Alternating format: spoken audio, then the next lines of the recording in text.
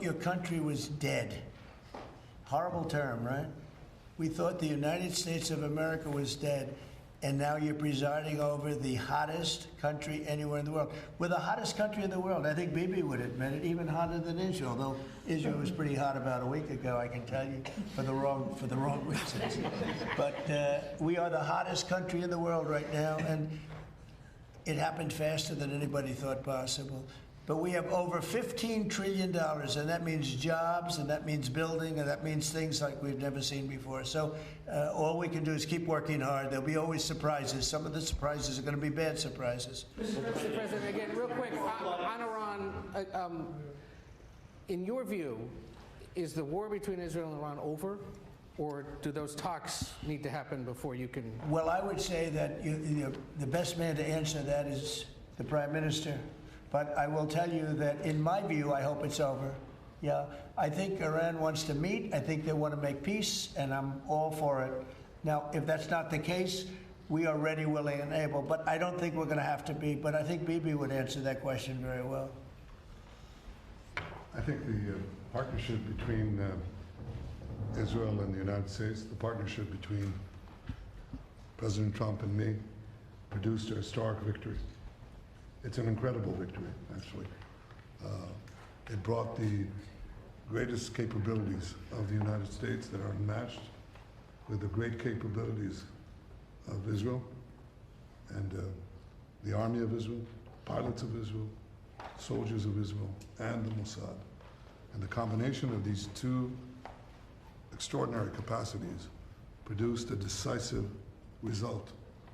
It set back the two tumors that were threatening the life of Israel, the nuclear tumor and the ballistic missile tumor, because they were planning to build 20,000 of these things and launch it on a country the size of New Jersey. And no country could withstand that. So what do you do when you have two things that are going to kill you? You have to remove them. With our combined effort, we did. But when you remove a tumor, doesn't mean that it can't come back. You have to constantly monitor the situation to make sure that there's no attempt to bring it back. So we've had a great achievement, and I think part of the effort of consolidating this and ensuring that we don't have to repeat this is to monitor this carefully. Of course, the President and I are talking about it, our teams are talking about it, but there's no question this is a historic victory, and I think, as was said here today, this has already changed the face of the Middle East. But it's not over in your view. But I think that there is an opportunity here to create a historic expansion of the Abraham Accords, which were themselves an act of history, that deserve a Nobel Prize for the President. But I think the opportunities are much bigger, and I hope, I'd like to believe, that Iran would not test our fortitude, because it would be a mistake. And do you believe that regime change is still necessary there? Well, I think it's up to the people of Iran. You do. Mr. Prime Minister, speaking on Syria, the Trump administration was fully supportive of the changes in Syria, backing the new regime there. Obviously, your government more cautious from a security standpoint. Are you comfortable with the pace of change, with the security situation vis-a-vis Syria right now? I think there's an opportunity to explore. I think that everyone understands that the situation has changed. Before that, Iran was essentially running Syria, okay, directly through Hezbollah. Hezbollah has been brought to its knees. Iran is out of the picture. So I think this presents opportunities for stability, for security, and eventually for peace. And I think that's been opened up also by the fact that the President has opened up a channel. So they have something, there's a lot to lose by going back to conflict, and there's a lot to gain by moving towards peace. And I think that opportunity has been opened by the President and by the changed security situation which we brought about with the collapse of the Assad regime. Are there direct talks with the Assad government? Now, let's suppose there were. Would I answer yes? No. right?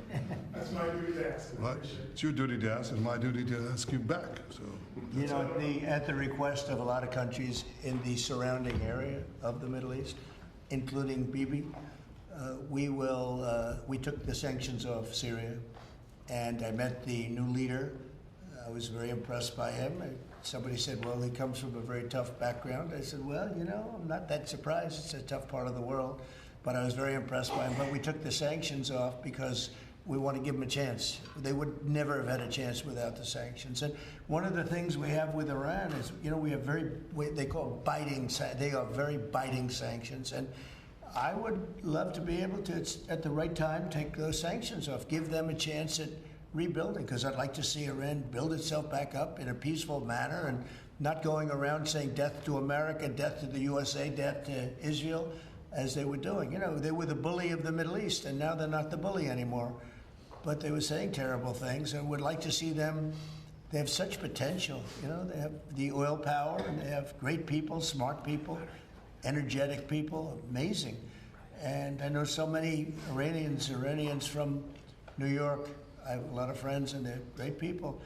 So it's a shame when you see a thing like this happen. But I think that taking the sanctions off of Syria is going to give Syria a great shot at making it. Mr. President, on Gaza, follow up with a congressional question. Are there any executive orders that you'd like to see Congress focus on when they come back in session? Do you have any that you prioritize to go first? Well, we've done a lot of them in the last, as you know, and I always say the great, big, beautiful bill. I add the word great.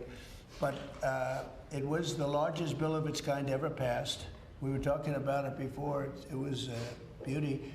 But, you know, a lot of the things that we did, executive orders, have been codified in the legislation that we just had passed. And we're going to be sending in a lot more over the next period of about 2 months separately. But a lot of it was part of that beautiful big bill.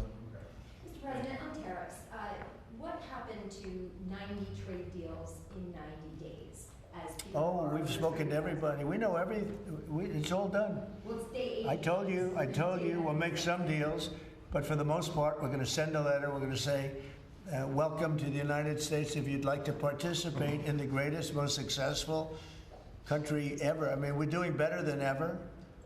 We have, I don't think, and you're going to see these numbers soon. We've never had numbers like this. We've never had investment like this. We have more than 90. We're going to have much more than 90, but most of those are going to be sent a letter. This is exactly what I said. Now, we've made a deal with United Kingdom. We've made a deal with China. We've made a deal. We're close to making a deal with India. Others we met with, and we don't think we're going to be able to make a deal, so we just send them a letter. If you want to play ball, you have to. This is what you have to pay. So as far as I'm concerned, we're done. We're sending out letters to various countries telling them how much tariffs they have to pay. Some will maybe adjust a little bit depending if they have a cause. We're not going to be unfair about it. And actually, it's a small fraction compared to what we should be getting. We could be asking for much more. But for the sake of relationships that we've had with a lot of really good countries, we're doing the way I do it.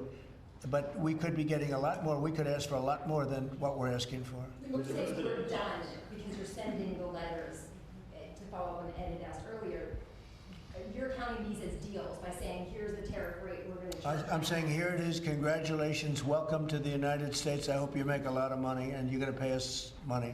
They were ripping us. They were charging us tariffs at levels that nobody's ever seen before. We have some countries who are charging 200% tariffs and making it impossible to do business. And what the tariffs are doing is they're driving people in and companies into the United States. That's why we're building all of the work that you see happening in this country right now, and it's at a record level. All the factories, all of the AI institutions that are being built.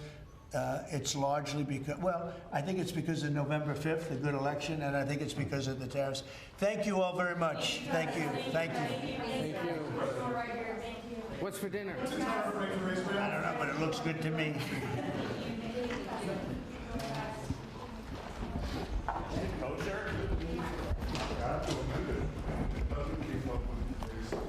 We're going to wrap it up.